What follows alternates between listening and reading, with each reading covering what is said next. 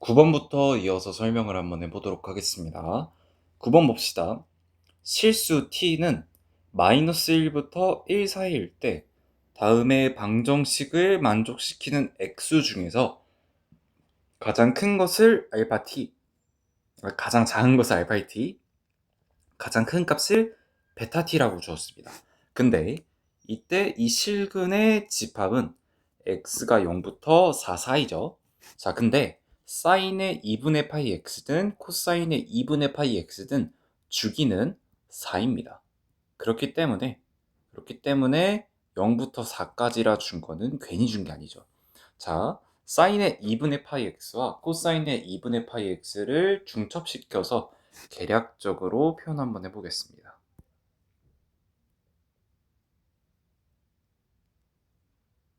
이렇게 그려지고요. 사인의 2분의 파이 x는 이렇게 됐을 때 이 좌표가 x는 1, 이 좌표가 x는 2, 이 좌표가 x는 3이고요. 이 좌표가 x는 4입니다. 다만 x는 4일 땐 구멍이 뻥 뚫려야 됩니다. 코사인의 2분의 파이 x를 계략적으로 표현하면 이런 식으로 그려진다는 걸 알 수 있습니다. 자, t의 값은 마이너스 1부터 1 사이입니다. 마이너스 1부터 1 사이인데 이때 만약에 내가 요때 먼저 한번 관찰해 볼게요. 만약에 t가 0보다 크고 1보다 약간 작은 그런 상황이라고 한다면 근이 몇 개예요? 하나, 둘, 셋, 네 개고 앞에서 그 실근 중에서 가장 작은 게 알파 t라 했기 때문에 t가 이 부분일 땐 요게 알파 t고 요게 베타 t라는 걸 알 수 있습니다. 괜찮죠? 알파 t와 베타 t가 무엇을 의미하는지 이제 좀 이해가 갔을 겁니다. 자, 그러면 기억을 관찰해 봅시다.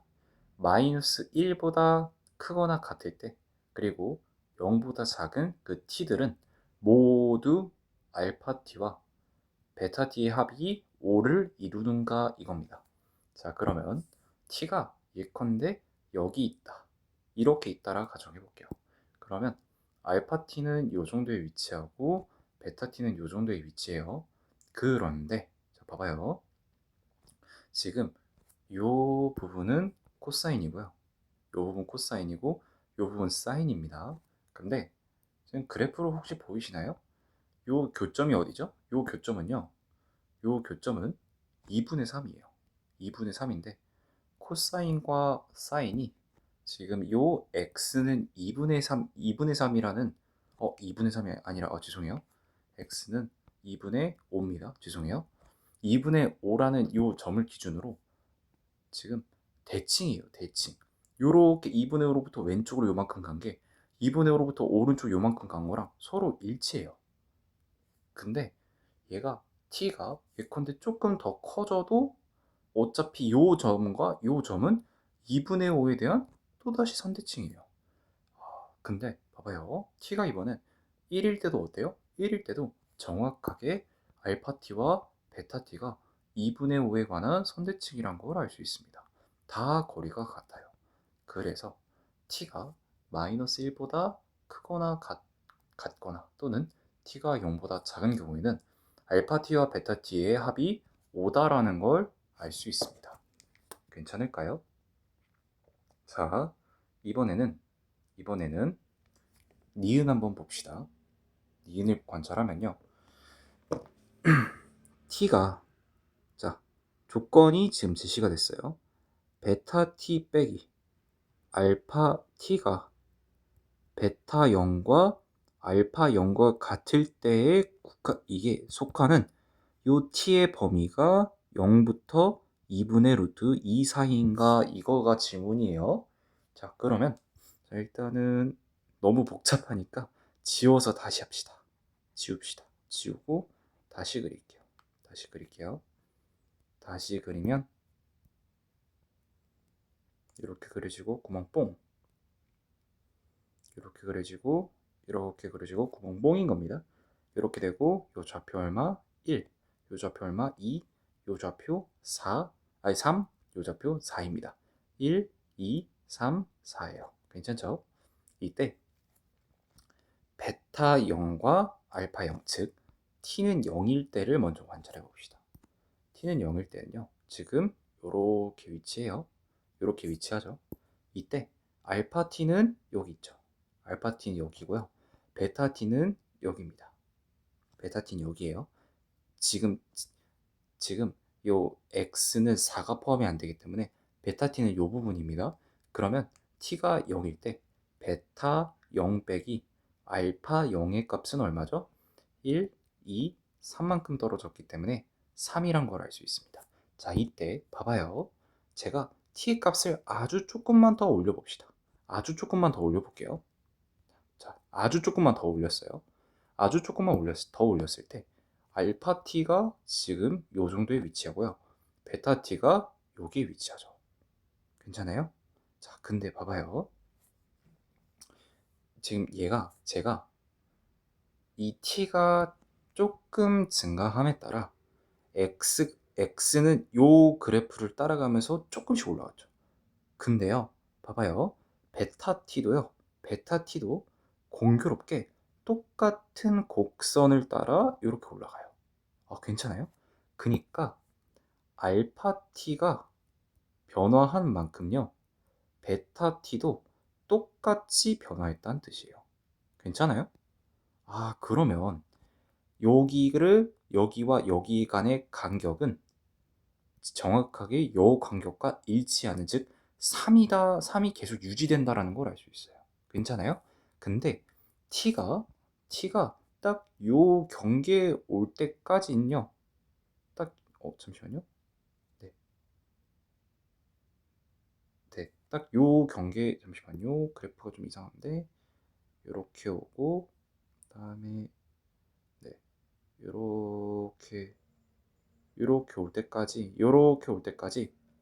요렇게 올 때까지 계속 얘는 요만큼 오고 얘는 요만큼 오는, 즉 알파 t가 증가하는 양과 베타 t가 증가하는 양이 계속 같아요. 즉 요 간격이 어떻다고 일치한다고요. 근데 지금 요 알파 t하고 지금 요 베타 t의 딱 요 부분은 값이 얼마죠? 사인의 2분의 파이 x와 코사인의 2분의 x, 요거의 교점이죠. 즉 다시 말해 요 교점은요, 언제일 때냐?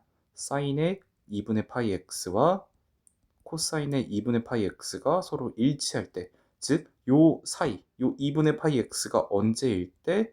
4분의 파이일 때입니다. 즉 x는 2분의 1일 때가 지금 요 좌표라는 걸 알 수 있어요. 그 다음에 요 때의 y값은 딱 2분의 루트 2라는 걸 알 수 있어요. 그죠? x 2분의 1 넣어봐요. 그럼 사인의 4분의 파이고, 사인의 4분의 파이는 2분의 루트 2랑 일치하잖아요. 근데 이번에 제가 t를 조금만 더 연장시켜 볼게요. 딱 연장시키면 어때요? 연장시키면 지금 요 부분, 요 베타 t는 똑같이 계속 증가해요. 증가하는 양상이 똑같은데 알파 t가 어때요? 뒤쪽으로 물러나죠. 즉 알파 t의 요거와 알파 t가 증감하는 요거와 이게 깨집니다. 그렇기 때문에 t가 딱 0부터 2분의 루트 4일 때까지만, 0부터 2분의 루트 2 사이일 때만 지금 이 관계가 유지된다라는 걸 알 수 있어요. 그죠? 그렇기 때문에 답이 근데 요 밑에 쪽도 관찰을 해야 되죠. 밑에 쪽을 관찰하면요. 밑에 쪽은 어때요? 요렇게 되고요. 요렇게 되고 얘가 점점 값이 내려감에 따라 지금 얘가 이렇게 감소하죠. 이렇게 감소하는데 요것들은 점점 이렇게 감소해요. 요 간격이 계속 감소해요. 얼마로부터 시작하면 t가 0일 때 여기가 3이었기 때문에 얘네들의 시작은 애초에 3보다 점점 작게 점점 작아집니다. t가 작아짐에 따라요. 그래서 니은은 참이다라는 걸 알 수 있습니다. 괜찮을까요? 자, 이번에 디귿 판단해 봅시다. 일단은 디귿 판단하기 전에 좀 지워주고 자, 디귿 판단해 볼게요. 알파의 t1과 알파 t2인 실수 t1, t2에 대하여 t2 빼기 t1이 2분의 1이면 T1 곱하기 T2는 얼마다? 3분의 1인가 이거죠. 자, 그러면 또 그래프가 또 지저분하니까 다시 그려볼게요. 이렇게 되고요. 이렇게 되고 이렇게 되죠. 이 상태에서 지금 알파 T1과 알파 T2가 같다는 말이 뭔 말일까요? 예컨대 이런 식으로 T가 이렇게 있을 때 여기가 지금 요걸 T1이라고 한다면 T1이라고 하고 T1이라고 했을 때 알파 T1이 어디예요? 여기죠. 여기는 알파 T1이에요. 근데 요 알파 T1이랑 같게끔 알파 T2가 여기 딱 위치한다는 거예요. 여기. 그러니까 알파 T2가 여기 딱 위치한다. 즉 다시 말해 T2가 요 정도에 위치한다 이 뜻이죠. 이해가 가시나요? 조금? 괜찮죠? 알파 T1과 알파 T2가 일치한다란 말이 이 말입니다. 자, 그러면요. 이거는 또 뭐랑 일치하냐면 봐봐요. 제가 잠시만요. 제가 지금 요 알파 요거를 요 x 값을 알파 T1으로 일치시키고 요거는요. 지금 봐봐요. 이 T2와 T1은 각각 뭐랑 일치하죠? T2는 뭐랑 일치하냐면 코사인의 2분의 파이 그 다음에 코사인의 2분의 파이에다가 x 값에 알파 T2가 들어간 거랑 일치합니다. 괜찮죠? 그 다음에 T1은 뭐랑 일치하냐면 사인의 2분의 파이 알파 T1이랑 일치합니다. 근데 이때 알파 T1과 알파 T2가 일치하는 거죠. 그래서 저는 요거 전체를 K라고 치환할게요. 즉 다시 말해 T2는 코사인의 2분의 K가 되고 T1은 사인의 2분의 K가 되는 거예요. 근데 디귿의 단조건이 어떻게 됐죠? T2에서 T1을 제한 게 2분의 1이다. 즉 다시 말해 T2 빼기 T1은 코사인의 2분의 파이 빼기 K 빼기 사인의 2분의 파이 빼기 K가 2분의 1이면 요 둘의 곱씨 3분의 1인가 지문 이거죠. 자, 우리 뭐 알아요? 제가 지금 요 코사인의 2분의 파이 K 빼기 사인의 2분의 파이 K가 2분의 1인 걸 알아요. 그럼 제가 요거를 제곱 한번 해주면요. 제곱하면 어떻게 되죠? 제곱하면 T2의 제곱 마이너스 2의 T2 T1 플러스 T1의 제곱이 되고 그 다음에 요 우변은 어떻게 되죠? 요쪽은 코사인의 2분의 파이 K 제곱 이렇게 되고 마이너스 2의 코사인의 2분의 파이 K 사인의 2분의 파이 K 그 다음에 플러스의 사인의 제곱 2분의 파이 K가 되고 얘가 4분의 1이 되는 거죠. 근데 자 좀만 더 정리해 봅시다. 정리하면요. 잠시만요.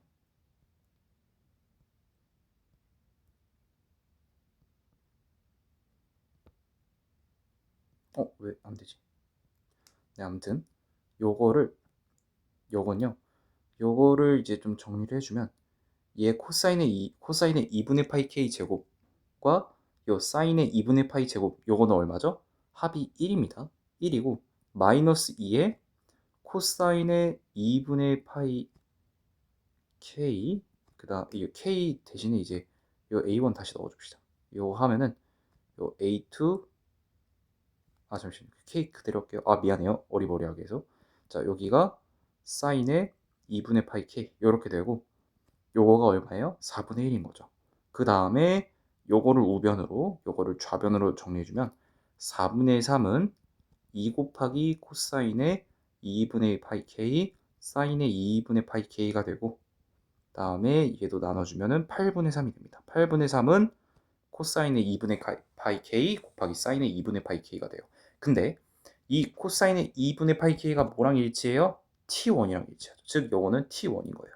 그 다음에 요거는 뭐랑 일치해요? 요거랑 일치하죠. 즉 T2입니다. 그래서 결론은 뭐냐? T1 곱하기 T2는 얼마나?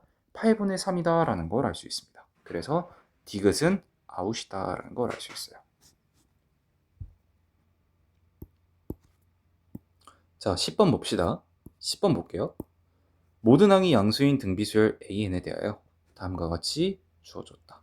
A2가 36이고 H1과 A5 간의 간격이 나왔네요. 자, A5로 나눠주면요. A5로 나눠주면 A5, H1 이렇게 되고 아래 제곱이 얼마다? 3분의 1인 거죠. 그 다음에 A2가 36일 때 A6의 값을 물어봤어요. 그렇다는 건 36 곱하기 아래 4제곱을 말하는 거죠. 얘는 36 곱하기 9분의 1이 돼서 답이 4다라는 거 어렵지 않게 구할 수 있습니다. 자, 11번 봅시다. 수직선 위로 움직이는 점 P의 시각에서 BT가 이렇게 주어졌고 시각 T는 여기서 점 P의 위치가 0이다. 즉 다시 말해 속도를 적분한 게 뭐다? 위치죠.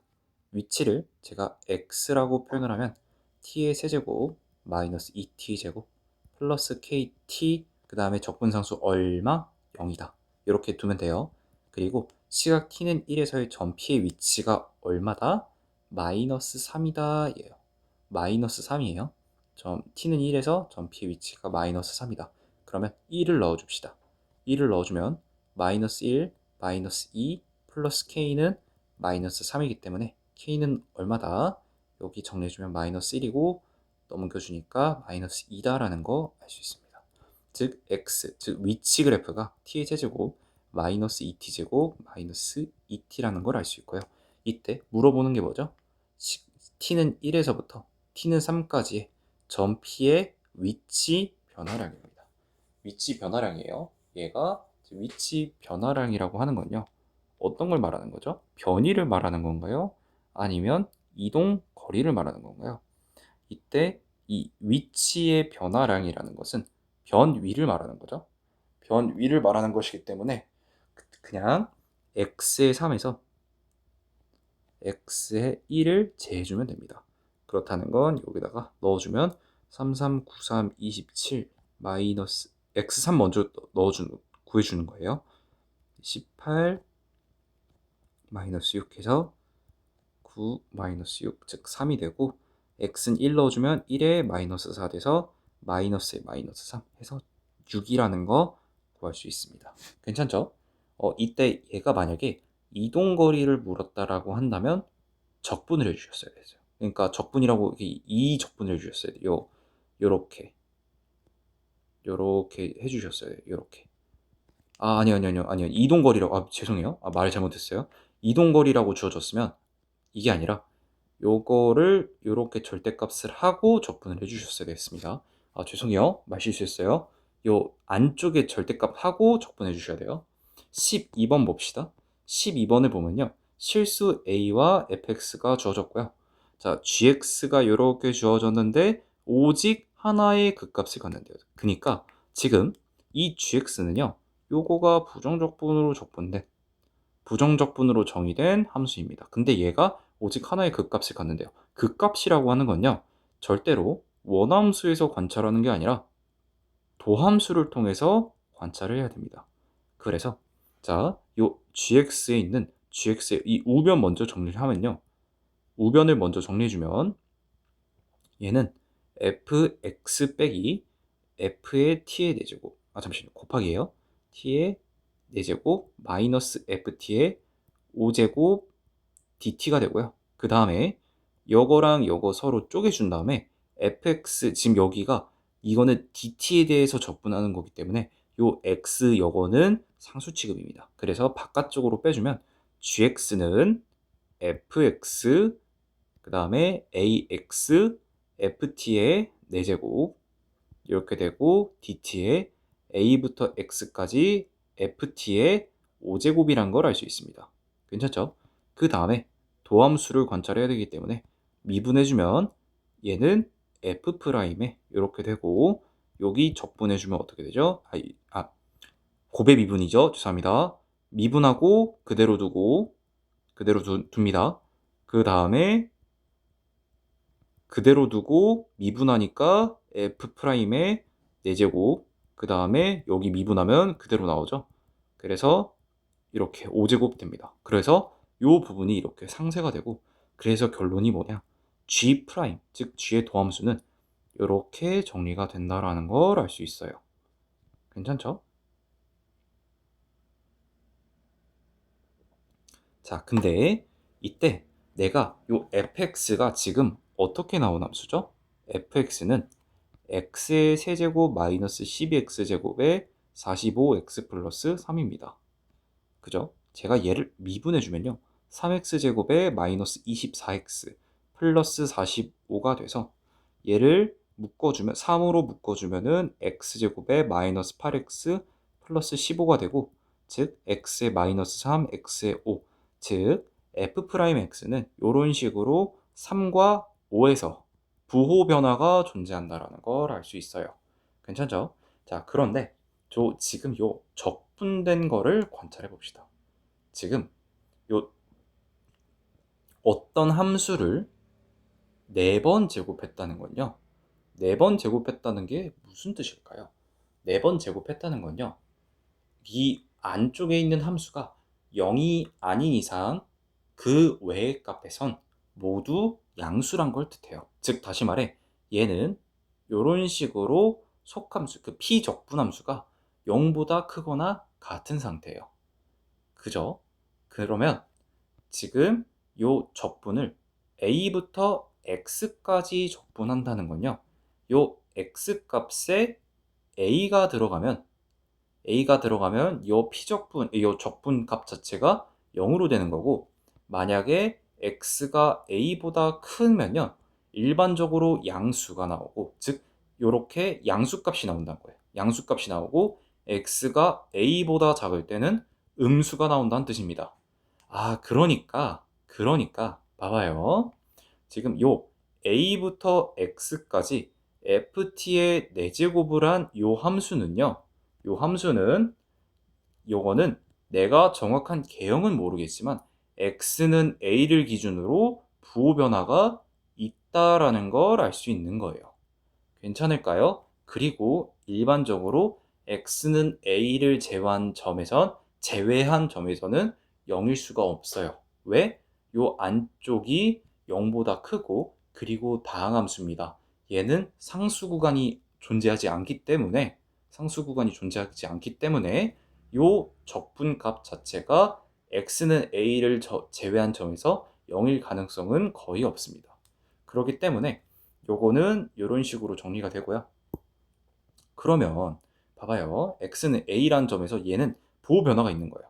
근데 지금 봐봐요. f 프라임 곱하기 요거죠. 적분이죠. 부정적분이에요. f 프라임 곱하기 부정적분.